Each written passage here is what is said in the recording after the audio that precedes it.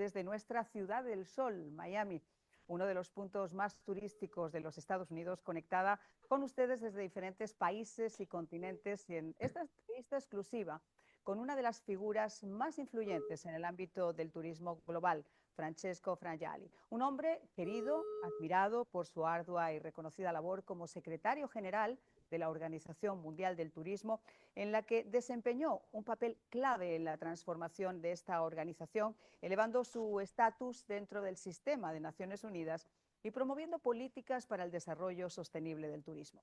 Durante años, Frangialli ha sido un referente influyente en el turismo global porque, gracias a su liderazgo, entre otras cosas, permitió a la Organización Mundial del Turismo consolidarse como la autoridad internacional en la promoción de un turismo responsable, sostenible y, lo más importante, accesible para todos. Bajo su dirección, la Organización Mundial del Turismo impulsó la implementación del Código Ético Mundial para el Turismo, estableciendo principios fundamentales para guiar el crecimiento, además de defender la importancia del turismo como motor de desarrollo económico y generador de empleo, y muy particularmente en los países en desarrollo. Por eso, y porque su voz sigue siendo relevante y referente de una labor bien hecha, en un momento tan importante para el futuro de la organización como este que se avecina, junto a su sucesor como secretario general, el señor Taleb Rifai, decidió publicar una carta abierta titulada "Es hora de un cambio". Una misiva dirigida a los representantes del sector turístico y a los ministros de turismo, que tendrán en sus manos elegir al próximo secretario general de la organización, y en la que ambos ex líderes abogan por una mayor transparencia ética en la mejor forma de manejar el organismo y el fortalecimiento del papel de la Organización Mundial del Turismo en este escenario internacional, enfatizando la necesidad de recuperar la credibilidad y el liderazgo de la organización en este tiempo de crisis global y cambios estructurales en el turismo. En definitiva, señores, un llamado a la reflexión y a la transparencia ante la próxima elección del nuevo secretario general en un momento crítico para el sector, donde se hace necesario exigir un liderazgo ético y una visión renovada para afrontar los desafíos actuales y futuros del turismo global. Y para que sea su propio protagonista que nos ponga todo esto en contexto, está con nosotros el propio secretario Francesco Frangialli, a quien quiero dar la bienvenida. Muchísimas gracias, señor Frangialli, por estar con nosotros en el día de hoy. Thank you very much, sir, for being with us today. Thank you very much. Muchas gracias. Es muy complicado en mi lado. Bien, ahora, now I can see you, madam, very small, and myself. Esto hay que contarlo. But I can work with that for the time being. If you can improve, that would be fine. Let's go, if you want, to the question. Vamos entonces a las preguntas, y si les parece vamos a comenzar. De primero quería decir que estoy encantado de encontrarme ante su think tank, y soy consciente de que los países de lengua que habla español, de lengua hispana, están particularmente bien representados en él. Sin embargo, hablaré en inglés. Mi pobre castellano nunca ha sido excelente, y desde que salí de Madrid hace 15 años ahora, he perdido gran parte de él. Espero que me perdonen. Usted habla excelente español, le vamos a entender, y seguro que nuestra... He perdido todo. We continue in English, and I'm waiting for your question. Ok, perfecto. Vamos entonces, si le parece, con una de las primeras preguntas que le queremos hacer. What was your main motivation for writing this open letter with Taleb Rifai, highlighting the lack of transparency and ethics of the current Secretary General, Mr. Zurab Pololikashvili? ¿Qué es lo que le llevó a escribir esta carta abierta, la que está exponiendo junto al otro exsecretario de la Organización Mundial del Turismo lo que considera una falta de transparencia y de ética del actual secretario general, el señor Zurab Pololikashvili? Yes, Taleb Rifai and I, both we served as Secretary General for 2 decades, together 2 decades, and we transformed this organization into a specialized agency of the United Nations. I feel deeply concerned about the events which has unfolded since Zurab Pololikashvili election in 2017. Really, it saddens me to witness the state of our beloved UNWTO over the past 8 years. And Taleb Rifai, I spoke with him, feels the same. We still remain proud of what we have done over these 2 decades and this recognition by the international community, which took place, culminated in 2004, when we became what is called in the UN a full-fledged agency, first-rank agency, and then WTO became UNWTO. And I prefer to ignore the name of UN tourism, which means nothing and which is not in accordance with the status. So this is my first answer, Madam. Wow, and that's a great answer, sir. En la carta mencionan su preocupación por la gestión de la Organización Mundial del Turismo en los últimos años. ¿Qué aspectos específicos consideran más alarmantes? In your letter, sir, you mentioned your concerns about the organization's management in recent years. What specific aspect do you find most alarming? Yes, the current management of the World Tourism Organization raises many concerns. The first one relates to the leadership. When he was elected, Mr. Pololikashvili decided to have a deputy secretary general, which is fully in accordance with the status, with the staff rules. I have been myself, a long time ago, a deputy secretary general. And he recruited for this position one of his competitors, a very smart person from Colombia. But after a few months, this person was marginalized and forced to leave. And then the Secretary General returned to a structure with himself and 3 executive directors.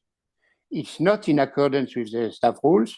It's heavy, it's bureaucratic, and it has a high cost. This is not a good management.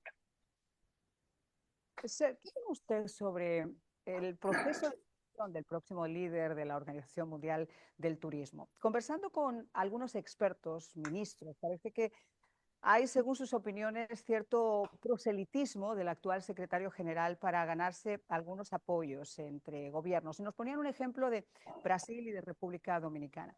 What do you think, sir, about the selection process for the next organization leader? Having spoken with some experts and ministers, they talk about a certain degree of proselytizations by the current Secretary General to gain support among governments such as Brazil or Dominican Republic. What's your opinion about this? I don't know if the good word is proselytism, but what's true is that the members of the organization are not treated on an equal footstep. Those countries which are members of the Executive Council are clearly privileged by many aspects. It can be a recruitment. It can be an academic institution.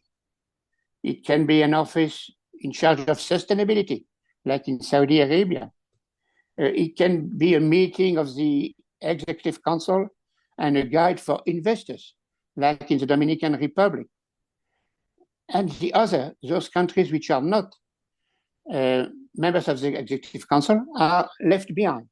They are completely forgotten, and for one simple reason: they will not vote for the re-election of the Secretary General.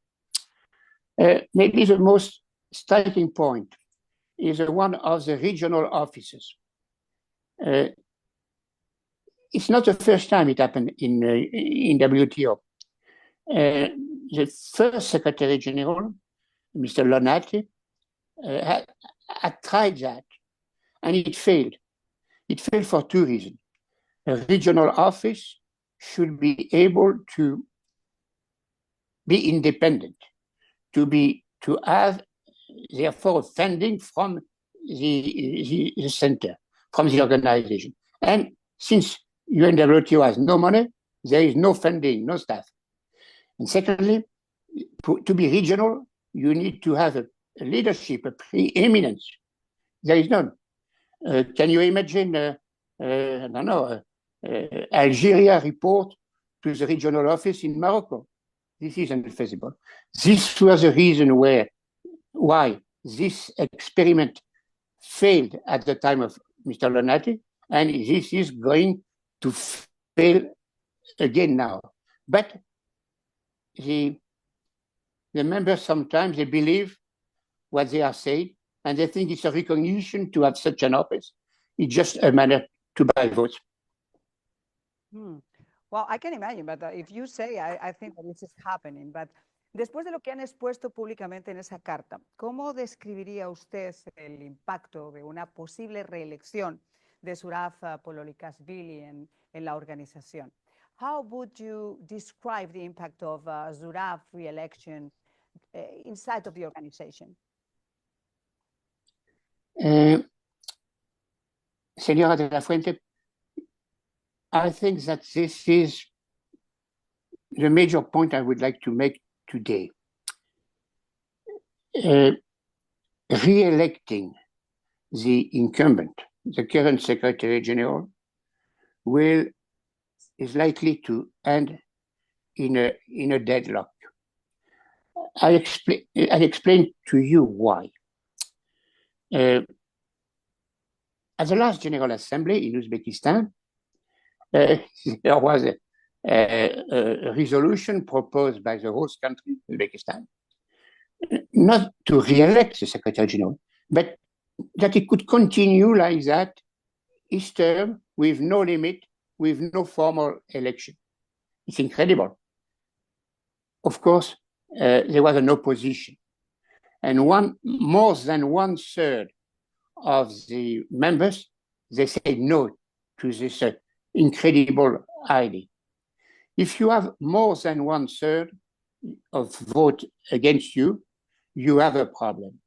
You have a problem because this year, if by chance Mr. Pololikashvili is proposed by the council, it will go to the assembly, and if you have 1/3, more than 1/3 of opponent, you need a 2/3 majority. Therefore, if you have more than 1/3 of opponents, you are not elected. And we don't know, no one knows from the inception of the organization what would happen if the Secretary General proposed by the Council is not confirmed. We would enter into an unknown territory. Wow. Vivimos en un momento de falta de transparencia. ¿Qué irregularidades han identificado ustedes en esos procesos de elección y de reelección también, quizá del secretario general? Y sé que es una pregunta complicada. What irregularities were identified in the election and re-election processes of the current Secretary General? I know that this is difficult, but I know that you also have that answer, sir. It's a bit, excuse me, it's a bit complicated to explain, but I shall try. The first election was flawed in two ways. At the level of the council, there were two candidates from Africa, one from Zimbabwe, the other one from the Seychelles. And wrong information was given to the candidate from the Seychelles. He withdrew his candidature. He could have continued. With that, the one from Zimbabwe gathered all the African votes, and Mr. Pololikashvili was selected by default because this guy from Zimbabwe was not acceptable for many countries. This is at the level of the council. Then when we went to the assembly, in the statutes, it's required that the election of the Secretary General is done through individual and secret ballot. This was not done in Chengdu, China, for the election of Mr. Pololikashvili. I can explain why. It's a bit long, but it was not done. Therefore, it was not the normal process. When came his re-election 4 years afterwards, it was at the time of the COVID pandemic, and Mr. Pololikashvili used the excuse of this pandemic to subtly manipulate the council. There was no information, no campaign, no other candidate until the last minute, and his election went like that. And finally, because this has been under discussion, is Mr. Pololikashvili, could he run for a third term? My answer is, legally speaking, strictly legally speaking, yes, but it won't be legitimate. Since the General Assembly in 2005, that was my time, in Dakar, decided to limit to 2 terms. It has not been implemented because this change in the statute has not been ratified, but this is the wish of the General Assembly. So, legally speaking, Mr. Pololikashvili can run. It's not my pleasure to say that, but he can. But it will be against the wish of the supreme organ of the UNWTO, which is its General Assembly. Wow. 2 terms. That's interesting to consider. But en la carta señalan también un aumento en los costos y en la selección del personal. ¿Cómo cree usted, con su experiencia, que debería corregirse esta situación? Same letter to point out an increasing cost and personal selection. How should this situation be corrected?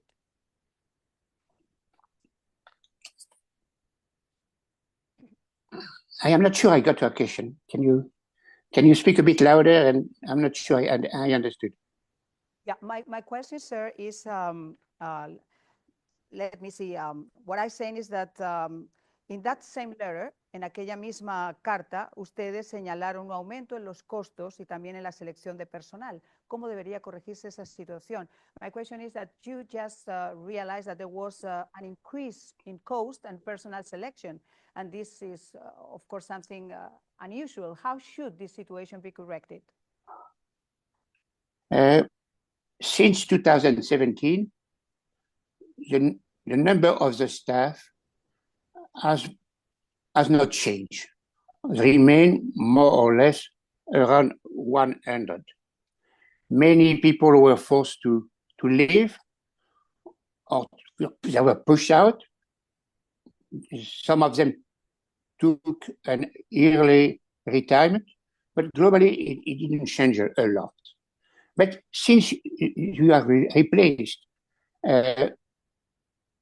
those who have left by friends of the Secretary General and his entourage, paid at a high level, then you have the costs are becoming higher. It's not a sound situation that the one we have now, where you have 24 persons which are unbudgeted, not a normal budget, and out of 106. You need some flexibility, but not so much. So if today you have a rather difficult financial situation in the organization, basically it's because of the cost of the staff. ¿Por qué consideran ustedes? Yo soy periodista y vengo habitualmente de darme cuenta que en muchas organizaciones se ha perdido la transparencia, se ha perdido la ética o se ha deteriorado. ¿Por qué consideran ustedes que se ha deteriorado esa ética y esa transparencia dentro de la Organización Mundial del Turismo? Why do you think the transparency and ethics have deteriorated inside of the organization?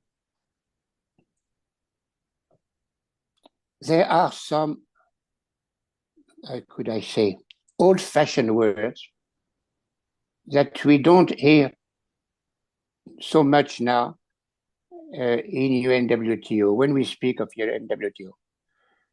Words of ethics, transparency, respect, dignity, intellectual honesty, fairness, tolerance, mutual understanding, and maybe also friendship among people and countries. I think that ethics should prevail even at the level of the Secretary General and his team, and in relation with the staff and the members. Governing transparency is a must. You need to give a fair and comprehensive information to the members. You know, you have a mechanism of financial audit, external audit. It works if the auditors receive a complete information on the state of the finance. If not, they will say yes, they will approve, but without having the appropriate information. This is what I call transparency. Esto sería deseable, realmente, la ética, la transparencia, honestidad, lo que usted está diciendo, ese comprendimiento mutuo debería realmente prevalecer y esa información al resto del staff también debería prevalecer, pero tristemente no es así. ¿Cómo afectó, cambiando un poco el tema, la salida de países importantes como por ejemplo el Reino Unido, como por ejemplo Canadá o Australia, a la representatividad de la organización? How did the withdrawal of major countries such as the United Kingdom, Canada, Australia affect the representation of the organization?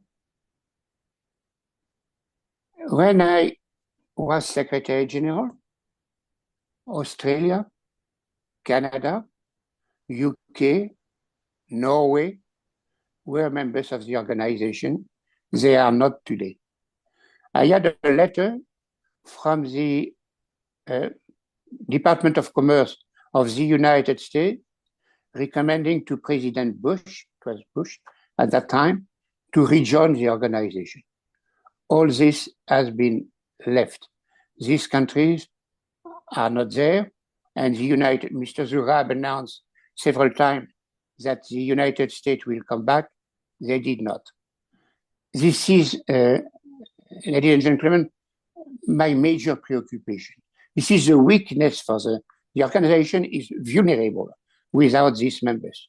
You know, in the statutes of the organization, you should pay special attention to the developing countries. This is the Article 3 of the statutes. But to pay an attention, you need to have the developed industrialized countries there. They have the money, they are the generating market for the countries of the South. So you need them. If you have not these people, you cannot apply the article of the statutes and fulfill this mission in their favor. Really, working on that will be the major challenge for the future Secretary General. Yo creo que cuando países salen, efectivamente, es uno de los mayores retos hacer que vuelvan a adherirse a una organización y obviamente lo que usted está manifestando, la preocupación y la ansiedad que puede traer a la organización, el hecho de que estos países se hayan alejado es un dato que se deberá tener en cuenta, sobre todo ahora que vaya a haber un nuevo secretario general a través de esa elección. ¿Cree que la exclusión de Rusia, hablando de estos temas, por iniciativa del actual secretario general, ha sido también un error estratégico para la Organización Mundial del Turismo? Do you think that the exclusion of Russia at the initiative of the current Secretary General was a strategic mistake for the organization, sir?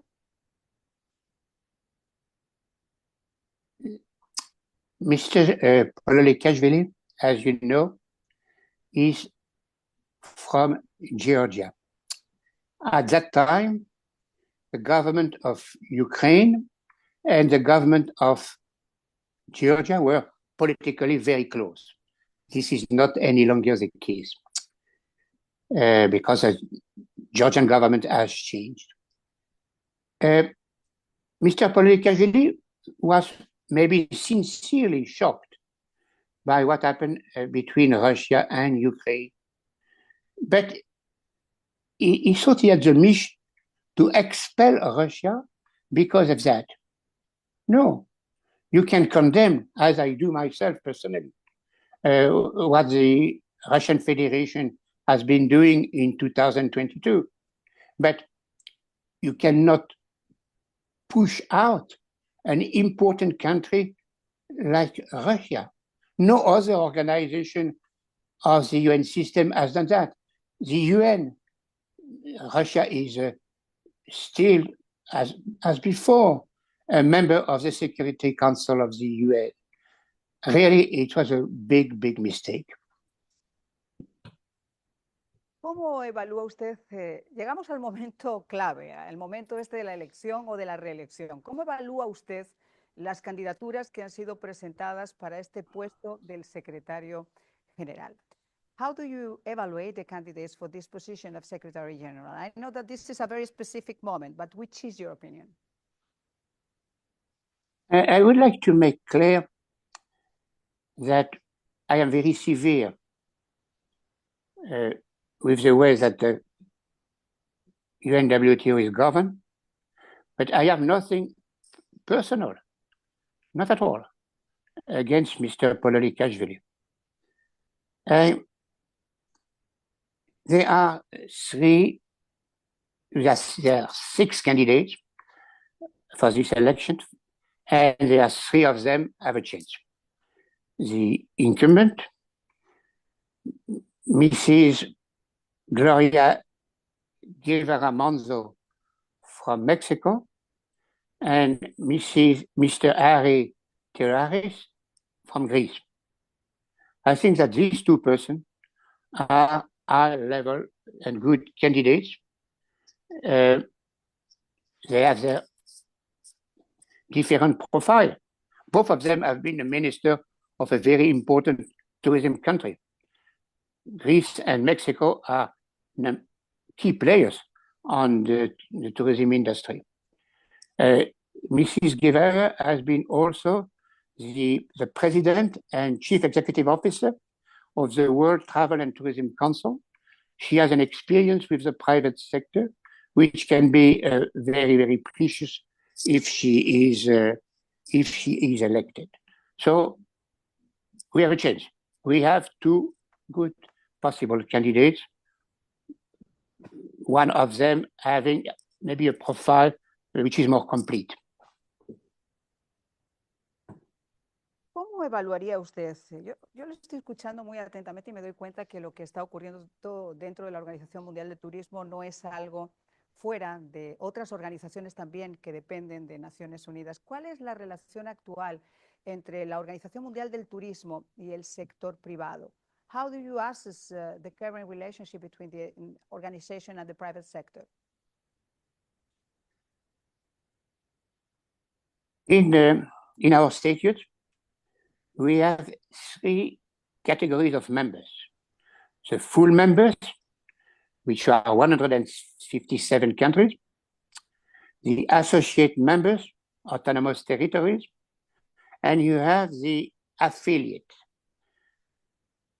which are basically from the private sector, even if you have NGOs, universities, and other groups. It's really a plus for the organization. It's an asset for UNWTO to have these 400 affiliate members. We are not exploiting well this asset. I was unable to do it as much as I would have wanted to do, and it has remained like that.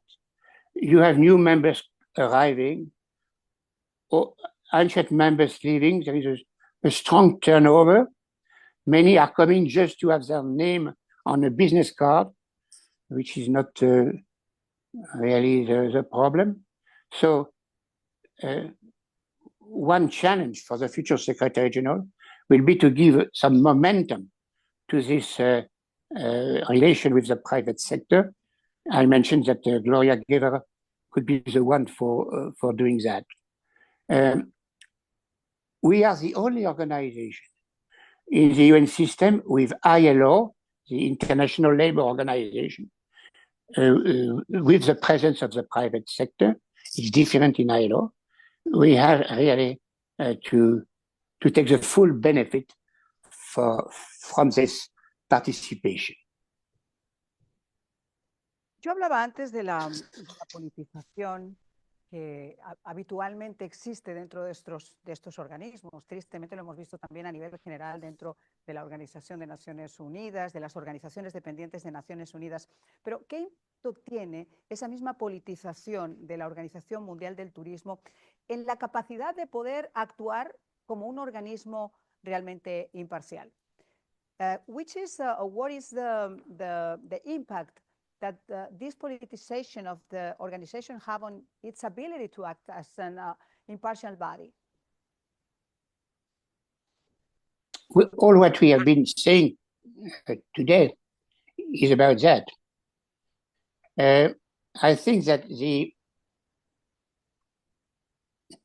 failure that we have noted in terms of governance, in terms of staff management, and recruitment, in terms of relation with the members, mean that the organization is politicized, that some decisions are taken for political reasons and not for the benefit of the institution.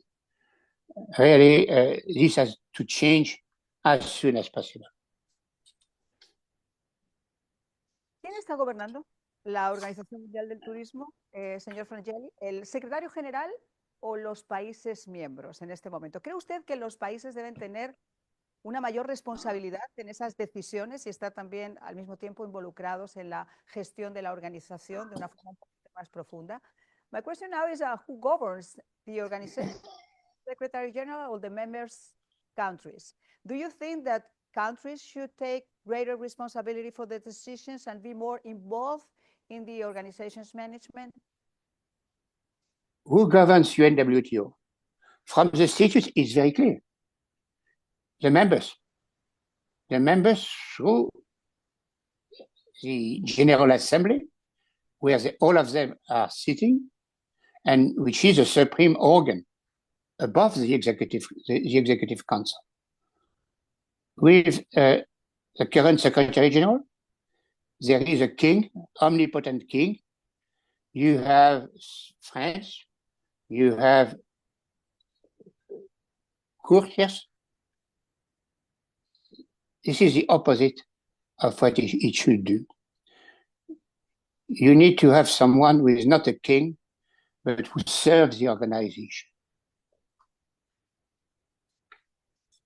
Well, I think that the answer is there for many people that is at this point added to our coverage. Ha habido desde hace mucho tiempo, como yo les decía, muchos años, y sobre todo últimamente, muchas críticas a la ONU en general, también por su falta de transparencia, por la falta de control, por el desconocimiento de lo que ocurría en alguna de sus agencias dentro de la institución.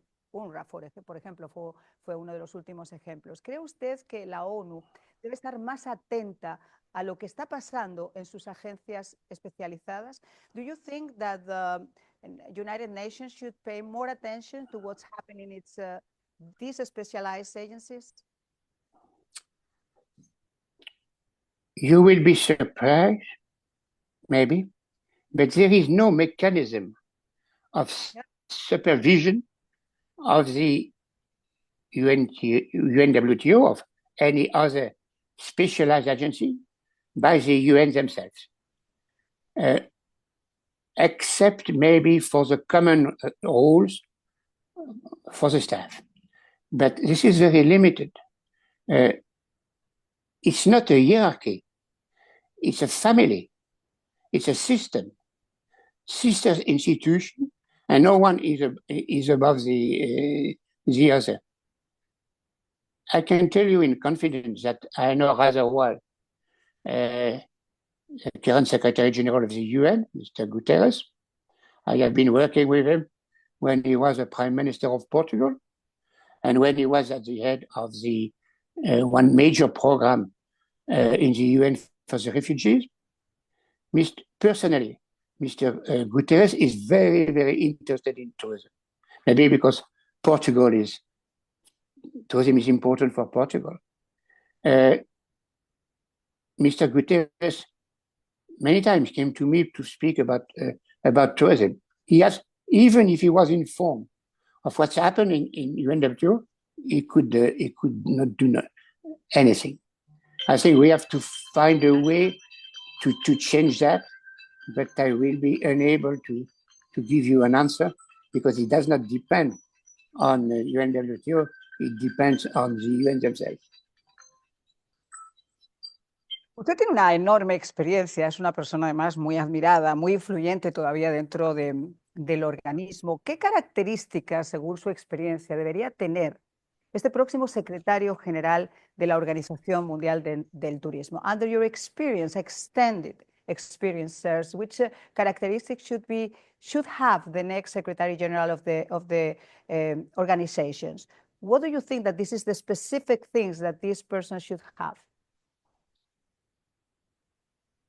The future Secretary General, from my point of view, should be competent. This is number one, competent, but also intellectually honest, financially upright.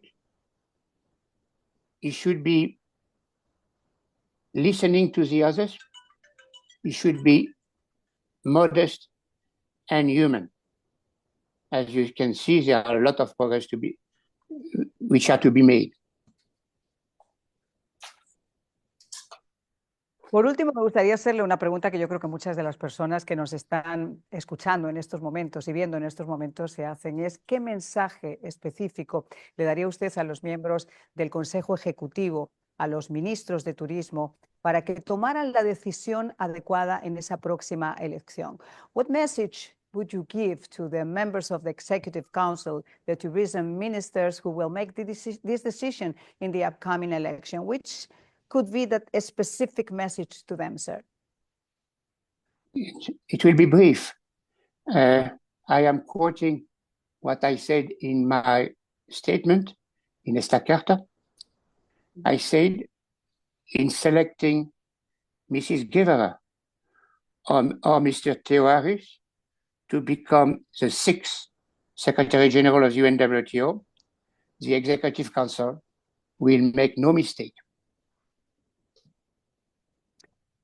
Well, I think that we've finished with the question that I had prepared for you. I don't know if people that is following this coverage, this connection, has any kind of answers that want to translate to you. No sé si hay alguna persona en estos momentos que esté incorporada con nosotros, que quiera hacer algún tipo de pregunta. Vamos a moverlo a través de nuestros productores. Si no, de todas formas, yo quiero agradecerle especialmente, señor, por su tiempo, por haber estado con nosotros y por haber compartido estas valiosísimas opiniones. Thank you very much, Mr. Frangialli, for your time and for sharing your valuable insights with us at this very specific time. Merci beaucoup, Monsieur Frangialli. Thank you very much, and muchas gracias.